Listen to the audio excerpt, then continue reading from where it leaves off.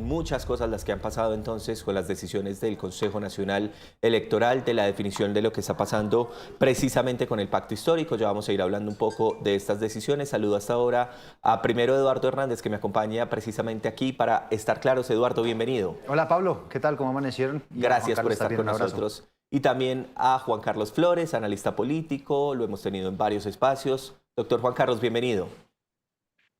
Pablo, muy buenos días. Un saludo para usted y para Eduardo y todas las personas que le siguen.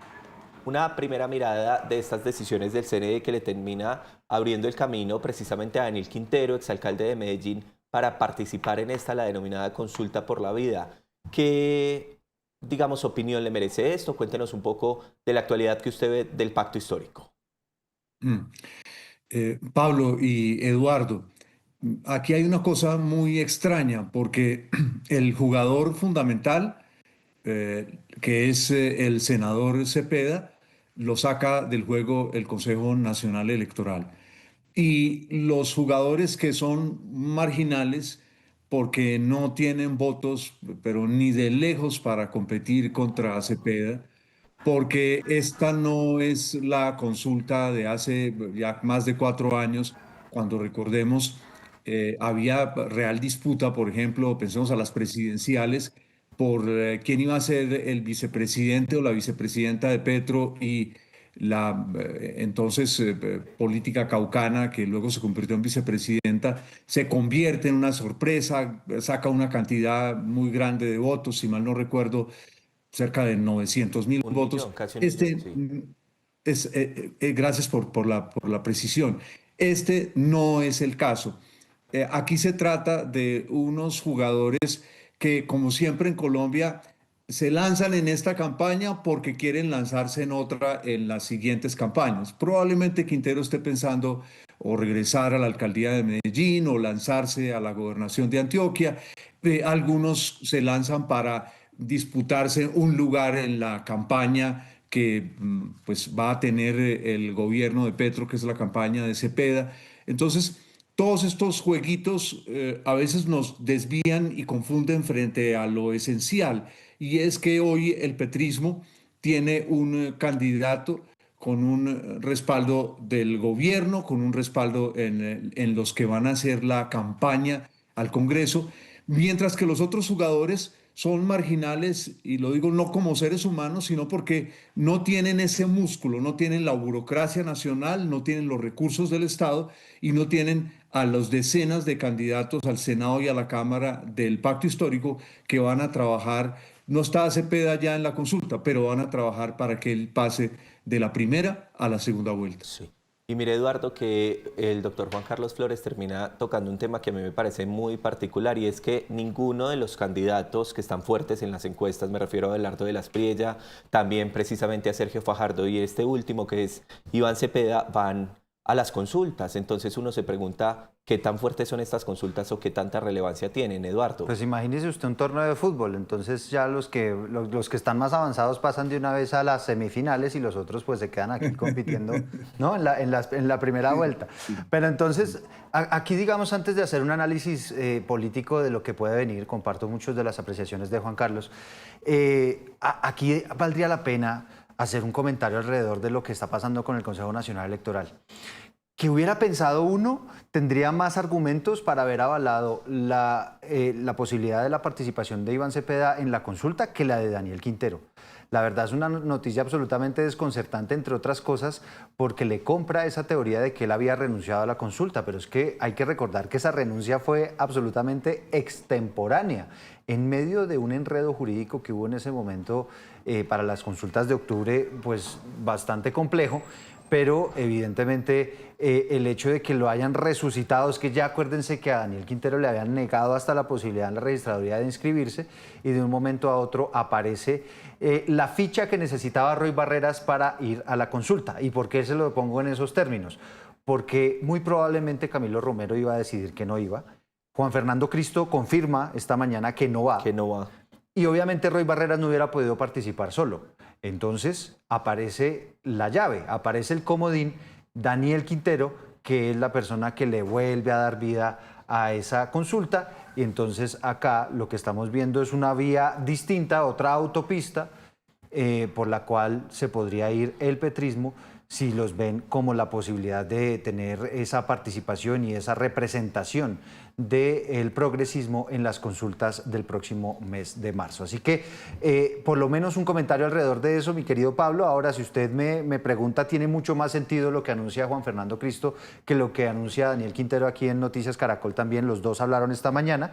Y lo que estaba planteando Daniel Quintero es que ellos van a ser el ala petrista, pero alternativa, una opción más del votante. Entonces ahí es donde uno no entiende, pero si a él le gusta, porque le preguntamos, ¿usted está de acuerdo con lo que ha venido haciendo Gustavo Petro? ¿Le gusta lo que propone Cepeda? Y dice, sí, yo comparto muchas cosas, pero queremos ser otra opción. Pero entonces otra opción es el votante, ¿por quién va a decidir? ¿Por Daniel Quintero, por Roy Barreras o por Iván Cepeda? Entonces ahí se da ese rompimiento y esas divisiones en el petrismo que obviamente preocupan de cara a lo que puede pasar en la primera vuelta. Sí. Y Juan Fernando Cristo, en cambio, dice, no, yo no voy porque yo evidentemente respaldo un proyecto político parecido a lo que representa Iván Cepeda y por eso considero que sería un absurdo que existiera una consulta de izquierda, una consulta progresista, sin el nombre de Iván Cepeda, quien es hoy, como decía Juan Carlos, la persona que más encarna, digamos, lo que es el sentir petrista y el voto petrista. Cristo con una estrategia que después podría renunciar, ya lo vamos a ver, pero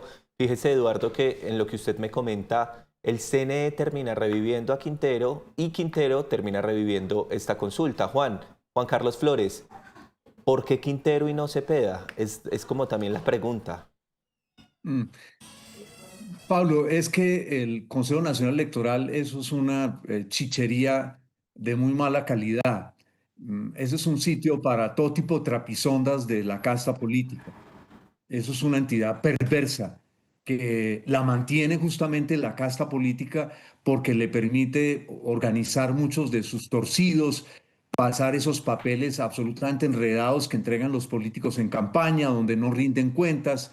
Recordemos que una anécdota, pero real, que la señora Aída Merlano en la campaña aquella en la que fue al Senado, que le financiaron las castas políticas, Gerlain y Char de Barranquilla, presentó unas cuentas como si la campaña hubiera sido costo cero.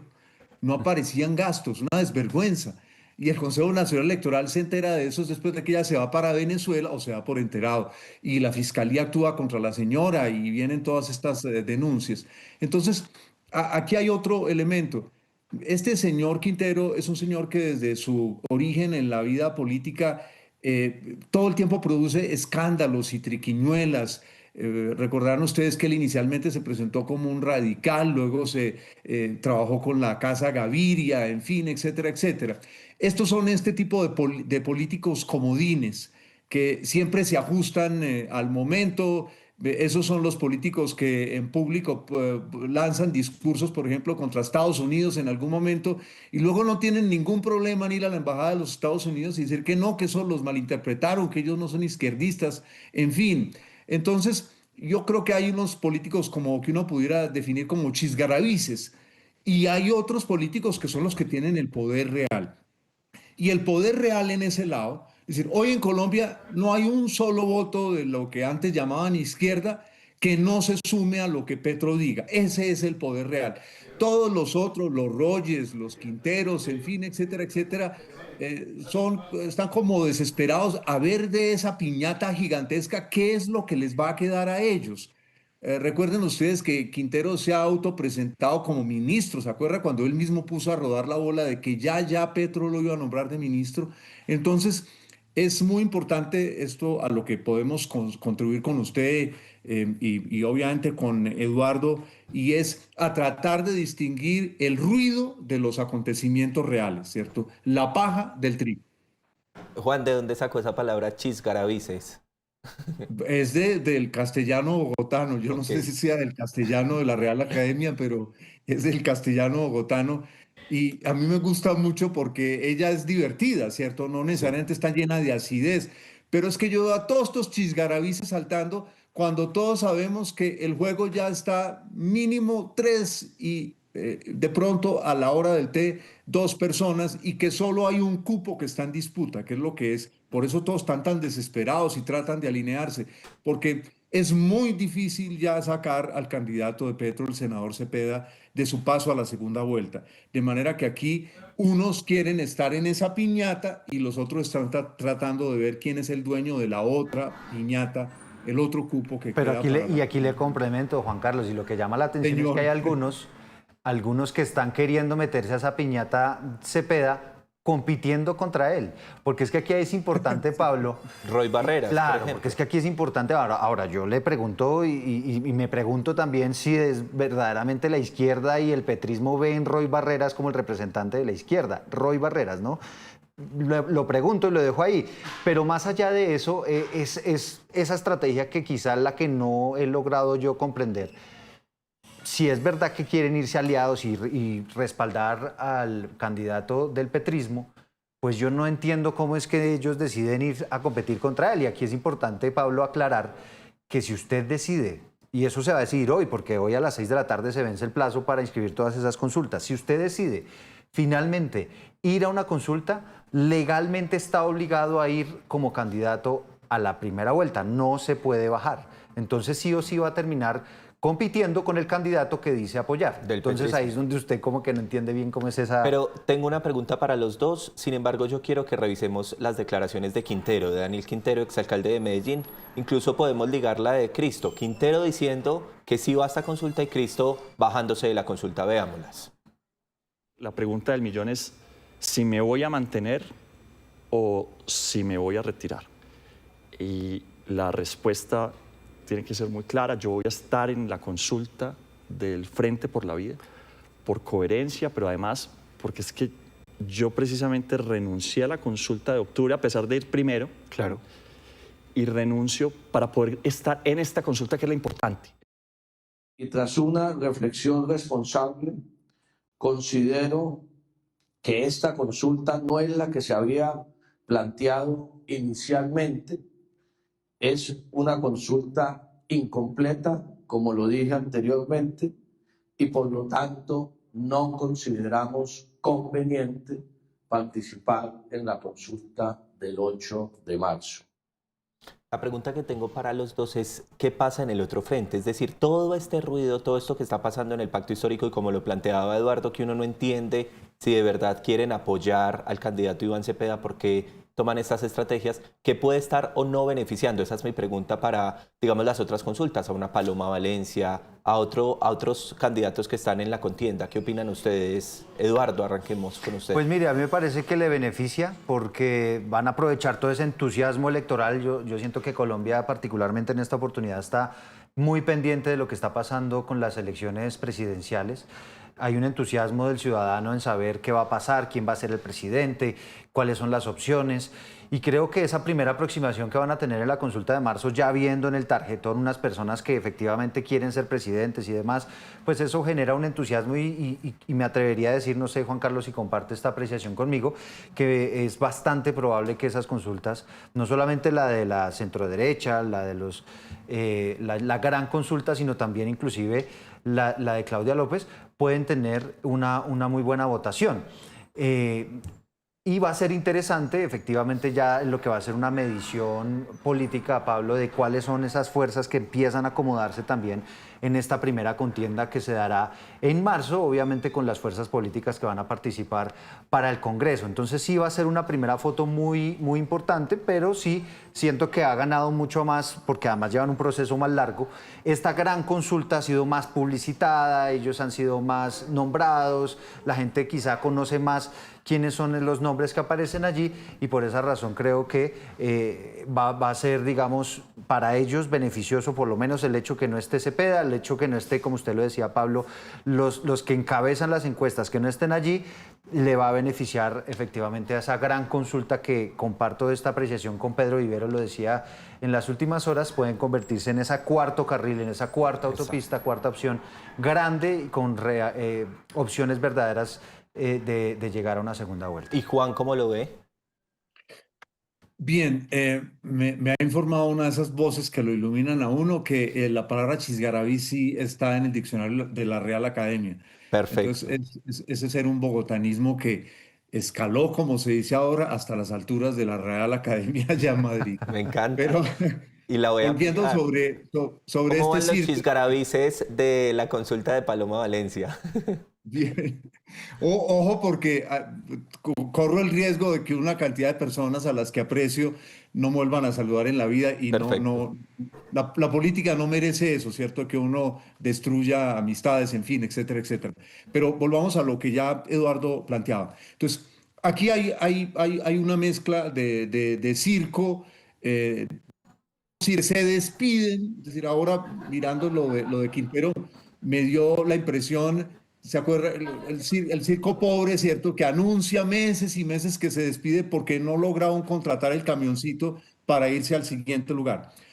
Yo creo que de estas consultas hay una fuerza que es real y esa fuerza es la de los votos que Uribe moviliza a favor de Paloma Valencia para posicionarla, o bien sea ella o una negociación con otro, con el candidato de la derecha más opcionado para pasar de primera a segunda vuelta. Ahí hay un poder real. Uribe, por supuesto, no está ya en su momento cumbre. La salida de una pareja ultra uribista como es la pareja Cabal Laforí, así lo evidencia, así son de duras las heridas allá hoy dentro del uribismo. Pero ahí hay una realidad política que uno no puede soslayar. Ahí hay votos. ¿Cuántos? No sabemos exactamente cuántos, pero no son votos desdeñables. El resto son los que yo llamaría candidatos Lázaro, para seguirle metiendo humor, Eduardo y Pablo, a esta cosa, porque no nos podemos aburrir la vida con la política, ¿o no? ¿Cierto? No, Entonces, está bien. ¿qué son para mí los candidatos Lázaro? ¿Cierto? Lázaro se muere, recuerdan ustedes, y la Sí. hermana va y le pide ayuda a Cristo, pero él realmente técnicamente está muerto.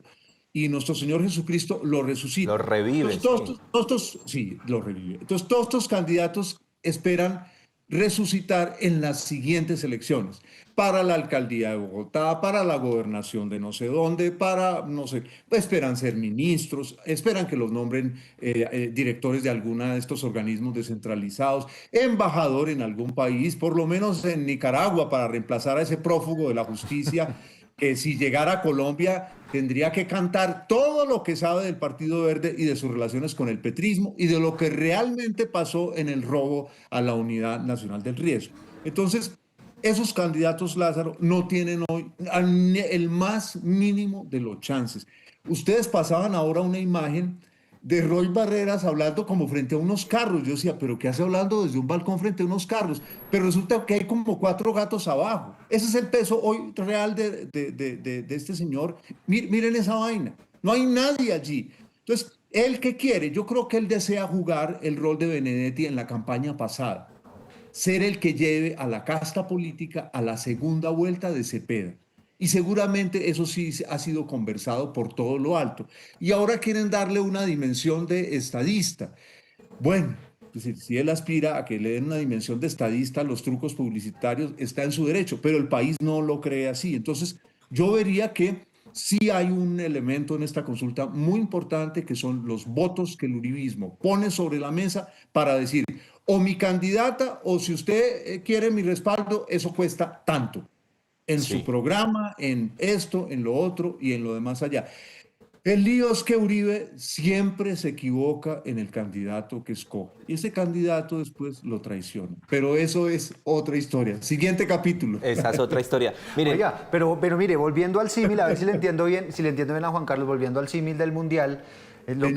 lo que le entiendo, Juan Carlos, es que básicamente lo que se hizo fue que iba a haber unos partidos bien interesantes en la primera ronda, con Francia, con España, ¿no? Con Alemania. Pero lo que usted nos está diciendo es que Francia, España, Alemania los adelantaron ya a la siguiente fase y que estos partidos de ahorita van a ser un poquito aburridos. Sí, excepto ese partido donde interviene el equipo Amo Uribe para que me elija presidente. O sea, esa Ese va a ser tiene la selección relevancia. Colombia. Claro, porque allí hay votos. El resto, mover votos a una consulta, salvo con triquiñuelas, si no hay entusiasmo, porque en las consultas es distinto, ¿cierto? Usted lo decía ahora muy bien, Eduardo, ¿a quién me gustaría que fuera candidato o a quién quiero cerrar el camino? pero que tenga realmente votos en esta consulta es el uribismo. El resto, por ahí no hay votos. Por ejemplo, la exalcaldesa de Bogotá, Claudia López, excepto en la encuesta de cambio, lo que genera muchas suspicacias, prácticamente no existen las encuestas. Entonces, en Bogotá le va muy mal. ¿Dónde va a movilizar ella votos si no moviliza ya votos en Bogotá? En la siguiente elección o en una siguiente elección, Claudia López puede revivir. Eso uno no puede enterrar a ningún político hasta que realmente no se muera. Y hay que esperar a que no le digan a uno los médicos, no, estaba en estado catatónico y acaba de revivir en la Santa Fe. Pero eso es otra historia. Pero ¿saben qué les voy a decir a ustedes? Porque me toca avanzar en los temas porque se nos está acabando este tiempo para el Pero tema esto estaba político. muy bueno, Pablo. Es que está muy bueno. Y yo quiero concluir con eso. Parecían ser unas elecciones aburridas, pero se están convirtiendo con todo esto, pues están muy interesantes. ¿O qué opina usted, Eduardo? No, pues ya volviendo un poquito al símil que estaba haciendo Juan Carlos, a Daniel Quintero lo resucitaron, ese sí lo sacaron de debajo de la tierra, lo sacaron del ataúd y otra vez está en la carrera política. Mire, nos decía esta mañana que él ya estaba haciendo otras cosas, que está dedicado a la robótica, porque ya había como perdido la ilusión de ser presidente y bueno, lo vimos aquí hoy otra vez como candidato. Pues sí, la verdad es que sin duda, y le decía yo un poco más temprano, Pablo, creo que sí la gente tiene mucho interés y quiere saber qué va a pasar en las elecciones, quiere saber quién es el candidato que va a enfrentar el petrismo, quiere saber quién es el candidato que efectivamente va a representar al petrismo y siento yo que más que nunca estas elecciones van a tener un entusiasmo bastante generoso para los colombianos. No sé, inclusive si pudiéramos estar, Juan Carlos, no sé usted qué opina, ante algunas, no sé qué tanto ahorita en marzo, pero sí en las presidenciales vamos a tener unas votaciones históricas, porque usted sabe que nuestro país suele votar de todos los que están habilitados, que son como 40 millones de colombianos, pues votan 20, 21, cuando hay mucho entusiasmo en una segunda vuelta presidencial, por ejemplo. Pero siento yo que, teniendo en cuenta lo que está pasando, Juan Carlos, particularmente para estas elecciones sí podría haber unas participaciones históricas, ¿no? Sí, pues es una posibilidad. Me preocupa también, le escucho a candidatos que están haciendo campaña al Senado y a las cámaras en muchas regiones de Colombia, Pablo y Eduardo, pero que no están vinculados con lo que llamamos, ¿cierto?, la maquinaria engrasada con plata, que, ojo, que el nombre ahora no sea que a eso lo llamen robótica, ¿no? ¿Cierto? Me preocupa, la palabra robot es robot, pero también puede de robo, ¿no? Entonces ahí me asusta mucho, ¿no? Que ahora y ojo, si es que ustedes saben, yo soy sincero, con la casta política yo soy lo más prevenido posible del mundo, Sí. porque pasar a uno es ingenuo, pero volviendo a lo otro. Y lo que me cuentan es que la cantidad de plata que tienen las castas políticas en las regiones es inmensa, que se está hablando ya de votos que pueden costar en esta campaña en algunas regiones 500.000 y más pesos, que organizar una reunión Yo de... iba en 50.000 y un tamal y ya hablamos de Sí. 500.000 y No, más. eso por ahí, Pablo, pasó hace Hace rato. mucho tiempo. Entonces, yo tengo esa preocupación, que al lado de personas como nosotros, de personas que piensan en el bien del país, de personas que piensan con alguna ideología, hay otros que en estos momentos trabajan con unas cantidades de plata tenebrosas. Entonces, por allí también pueden venir sorpresas, porque podemos encontrarnos con una cantidad de nombres que la gente no conoce y que son elegidos con una cantidad inmensa de votos y con unos representantes de la casta política que saquen una cantidad enorme de votos. Entonces, yo temo que haya una reducción dramática de lo que antes llamábamos el voto de opinión. Yo creo que todo voto es de opinión, todo voto refleja una opinión, pero eso que llamábamos voto de opinión, que en otros lugares llaman voto independiente, qué sé yo, ese sí se puede reducir en las elecciones para el Congreso y para la Cámara. Y que tengamos un Congreso no del que podamos esperar en el que no habrá robótica, sino un Congreso con mucha robótica. Robótica, sí. Robótica, Y pero decir, Pablo, solamente un mensaje. guardando la similitud, pues entonces Si de la usted, palabra. si usted como ciudadano se recibe plata para votar por alguien, usted está votando por un corrupto. No, ¿No? y es que Usted está votando recordemos por- que por- no finalmente, hay nada que hacer. y lo terminaremos contando en las noticias, aparecen los candidatos condenados elegidos o investigados elegidos, que eso es muy común.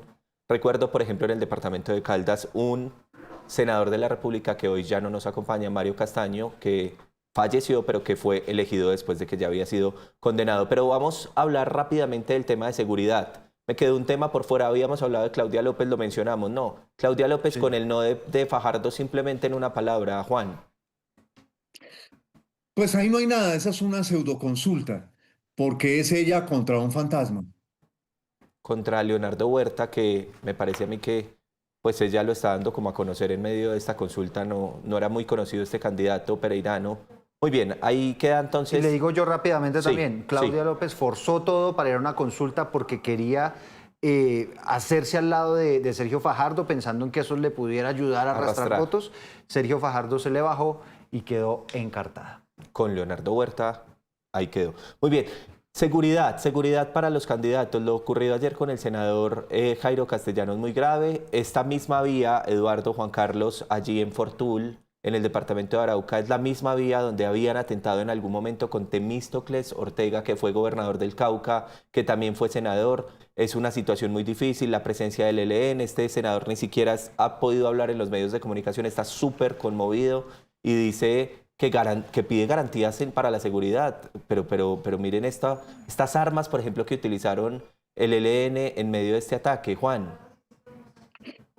El ELN es el rey de Arauca. Y eso ni siquiera en los tiempos de Uribe fue cambiado. Esa es la dolorosa y cruda realidad. Tiene además la ventaja de una frontera de más de 2.000 kilómetros porosa con Venezuela, donde el ELN tiene un santuario inmenso.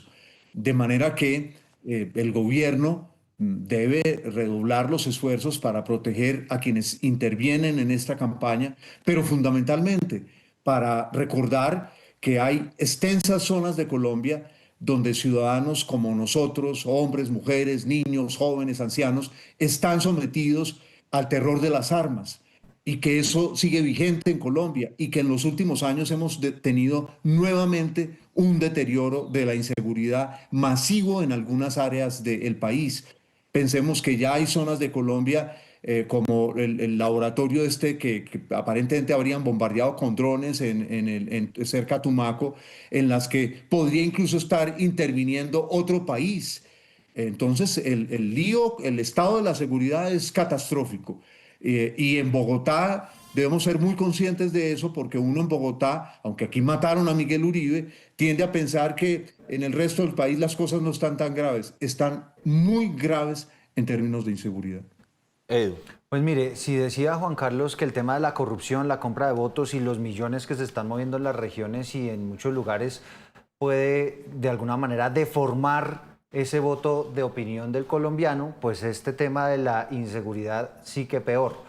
Y lamentablemente estamos viendo hechos concretos que no veíamos hacía muchísimo tiempo, de cómo están atentando contra efectivamente los candidatos y se reducen en muchas regiones como Arauca, como Cauca, como el norte de Santander, pues las garantías para que todos esos líderes políticos y personas inclusive de bien que legítimamente quieren ayudar a la gente puedan hacer sus campañas. Y se ve sometida la gente pues a elegir a quienes seguramente van a ser los que elijan allá y los que les convienen los grupos armados ilegales. Entonces usted empieza a ver aquí, Pablo, cómo hay una deformidad absoluta de cómo estos grupos armados tienen esa injerencia en la escogencia de los candidatos y pues ahí vamos al peor de los mundos porque empiezan a posesionarse y a subirse al poder pues algunas personas que de alguna manera conviven o están amenazadas por estos grupos armados ilegales y les toca de alguna manera tomar decisiones que les favorezcan. Entonces, obviamente este es un asunto muy complejo. Esta semana la misión de observación electoral estaba entregando su panorama de inseguridad, de garantías. Hablaba de 170 municipios donde hay complicaciones de orden público y también riesgo de fraude como consecuencia de todo este asunto. Decía ella, no podemos llegar a 200 porque donde lleguemos a 200 municipios con este tipo de riesgo, ya estamos hablando de un panorama que se asemeja a lo que teníamos antes de que se negociara la paz, antes de que se firmara el proceso de paz con las FARC y estaríamos volviendo a unos tiempos pues que evidentemente no queremos recordar. Y aparece entonces la famosa recompensa, ya hay 200 millones de pesos de recompensa para quien dé información de los responsables de ese atentado y ahí vamos registrando entonces la situación con los candidatos que siguen exigiendo seguridad para poder hacer sus campañas políticas, que es lo mínimo en medio de una democracia. Juan Carlos, muchas gracias por habernos acompañado esta mañana aquí en Para Estar Claros. Pablo, gracias a usted y un placer siempre conversar con usted y con Eduardo. Un feliz fin de semana. Nos fue muy bien, aprendí 2 términos hoy, el de Chisgarabís. chisgarabís. Es despectivo, y también, ¿no? Para que nos emocione. sí, exactamente, no lo puedo utilizar tanto. Y el de precisamente la parábola que nos contó Cristiana. Muchas gracias, Juan. Hasta luego. Gracias, Edu, también por estos minutos. Vale, un buen fin de semana para todos. Feliz fin de semana.